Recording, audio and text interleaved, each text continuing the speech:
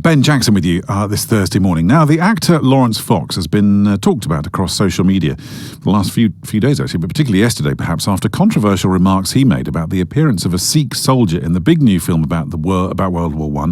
It's called 1917. Now, he said that, quote, forcing diversity on people is institutionally racist, after saying that the inclusion of Naban Rizwan portraying Sepoy Jondala was not in keeping with the film's surroundings. But Sikh soldiers fought side by side with others from right across the Commonwealth in both world wars, and a great deal of work has been done by Sikh communities in recent years to raise awareness of the story of those soldiers in the British Army. Gurinder Singh Mann, who is a Sikh historian and also head of the Sikh Museum Initiative, joins us in the studio. Gurinder, good morning. Good morning. Nice to see you again.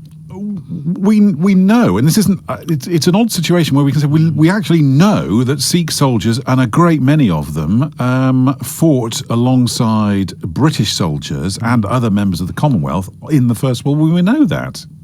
Absolutely. And, to actually hear certain comments by individuals like Laurence Fox has been actually kind of disheartening to the Sikh community, not just in the UK, but globally. I've had messages, not from only social media, but, individuals from across the world saying, why has someone of this kind of character or intellect, or lack of intellect, should we say, been able to kind of, marginalise the role of the Sikhs, which have been actually predominantly kind of known, I would say, worldwide. We actually have various celebrations when we have the commemorations here in the UK, where it's at the Senator, where it's at the, the war remembrance areas here in Leicester.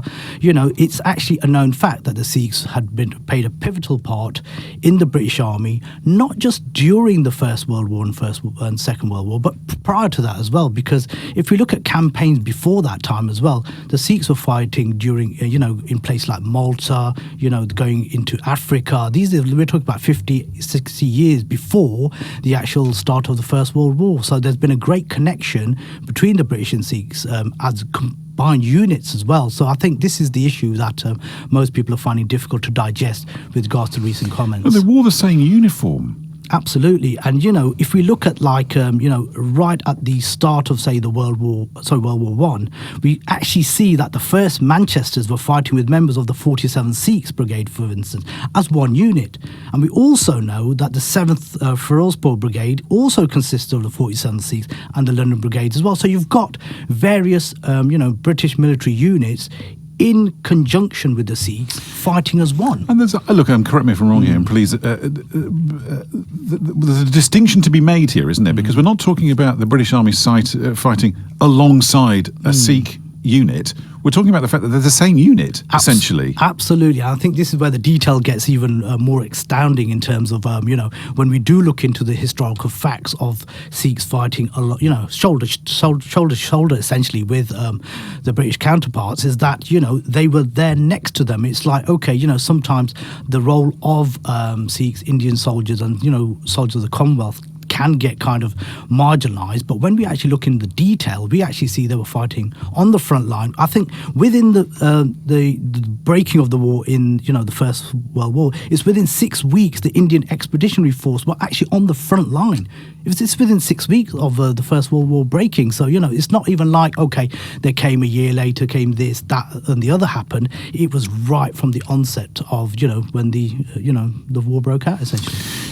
Well, there's a reason why it's called the Allied victory, isn't it, apart from anything else? Yeah. But look, I've been to the Indian War Memorial at Neuve Chapelle, which is it's beautiful. Mm-hmm. It struck me, actually, one of the things that always strikes me about that particular memorial is that it was shot up in the Second World War, so it was put up later, in the 20s, and then we were back fighting over the same bit of ground 20 odd years later during the Second World War. But the thing, that's a memorial for, again, I'm remembering, people will correct me if I'm wrong, for the thick end of 5,000 Indian soldiers, not just Sikhs, but people from all religions fighting alongside the British. Now, the Leicester Regiment first saw action, and again, I wish Richard Lane, the regimental historian, was here, but I think that they saw action in 1915 at Neuve Chapelle, and from memory they were fighting alongside their Indian counterparts. Well, this is the actual key point, I think, here, because look, if we've got kind of remembrance sites all across Europe, dotted all across Europe, we're talking about France, we're talking about Belgium,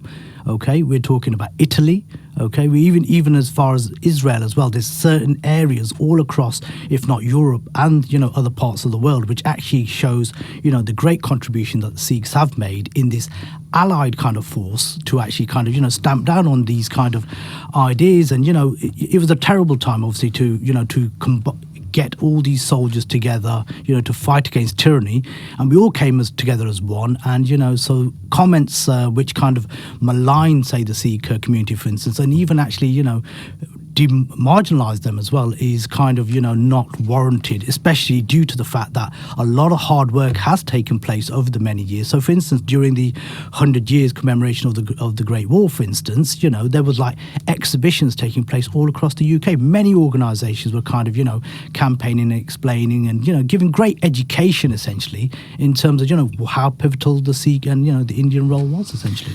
Look, and I've actually been trying to find it this morning and I can't. So, but I will dig it out. I've seen letters from specifically Leicestershire soldiers commenting on the bravery of Sikh warriors. I mean, that ultimately that's what we're talking about here. But look, putting all that aside, so the history absolutely says, look, these guys were in the middle of this horrific, dreadful war. So, to kind of get over that a bit.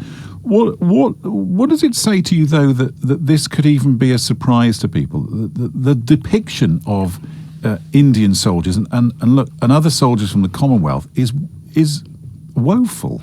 Well, I think the idea here is this lack of education. This is the key thing, I think. I think in schools here in the UK, for instance, it all depends on the curriculum as well. It'd be great to have something to do with, Sikhs or the Commonwealth soldiers' role in the world wars. It all comes down to education at an early level in the UK. It's always something that a lot of people are actually saying it has to start at a young early age. Okay, so if, for instance, if you're of a military persuasion, if your father, your grandfather has some kind of military connection, great, because you're going to know a little bit about the Sikhs in terms of their, standing shoulder to shoulder with their British counterparts. But I think the education system is really important, and there needs to be ways in terms of how education is kind of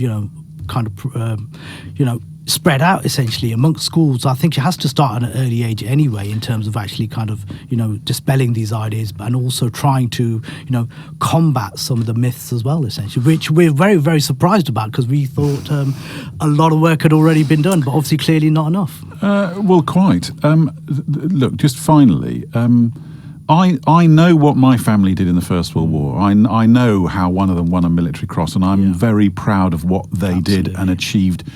Though most of them gave their lives, one or two of them survived and went on to be productive members of society, and I'm really proud of that. And God forbid if anybody maligned them. How does this leave families feeling?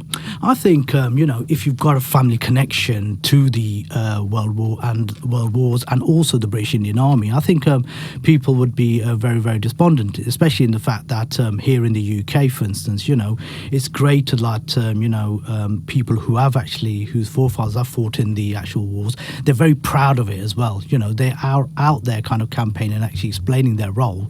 So this does leave them a little bit despondent. However, at the same time, comments by, Laurence Fox also opens up another debate as well. Well, not a debate as such, but opens up more areas for us to actually go out and actually kind of campaign and also actually explain, this great British Sikh connection that exists and has existed forever.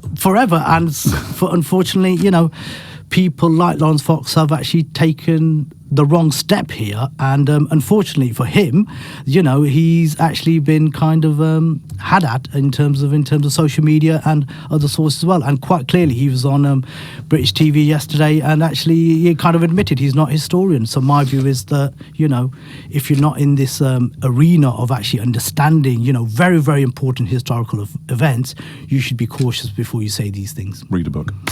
Absolutely. Gurinder, thank you. It's always a pleasure having you in the studio. Thanks ever so much. Let's talk about something more positive in the future. So next time you've got stuff coming in, you're welcome in any time. Thank you. Thank you. It's 11 minutes to 10. In fact, we're going to